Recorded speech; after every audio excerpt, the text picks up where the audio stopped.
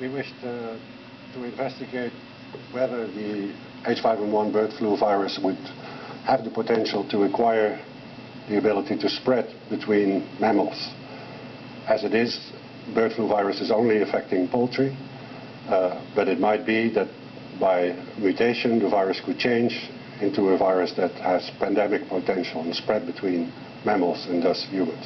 The NSABB advised to only release our data in a very restricted form, and we will respect the NSABB advice.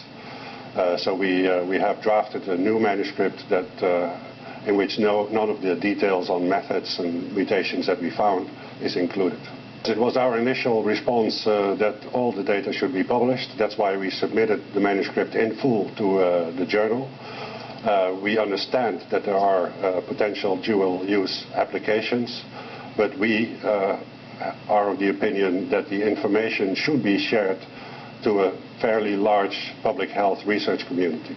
Over the last few weeks, the World Health Organization, the journals, the scientists, the NIH have sought channels to distribute the detailed information, but so far as I'm aware, they have not been identified, and I have doubts whether the information will remain classified if it's shared with perhaps 1,000 scientists in the field.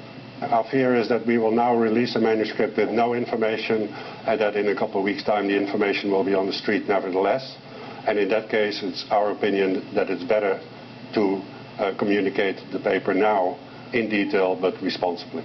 We are afraid that if we now publish our manuscript in very restricted format, that in the very near future the details will be on the street anyway. And therefore it was our initial thought, that it still is today, that it would probably be better to publish the manuscript in full, sharing the information with everybody who needs to know. We have estimated that there will be at least 100 organizations internationally, and therefore maybe 1,000 individuals who need to get the detailed information.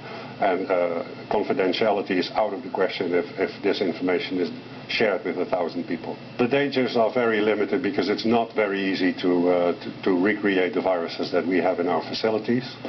It requires extreme specialism.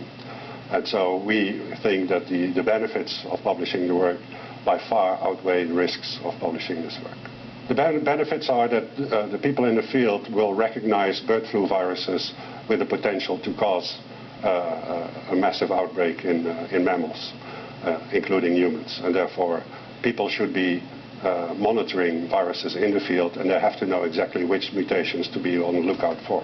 If this information is available to the countries where H5N1 outbreaks are occurring, then investigators there can monitor the bird flu viruses for the occurrence of mutations that would make it more likely for the virus to go airborne. And secondly, if a pandemic would happen, then we could evaluate the efficacy of vaccines and antiviral drugs that we have to limit the impact of such a pandemic before the virus actually emerges.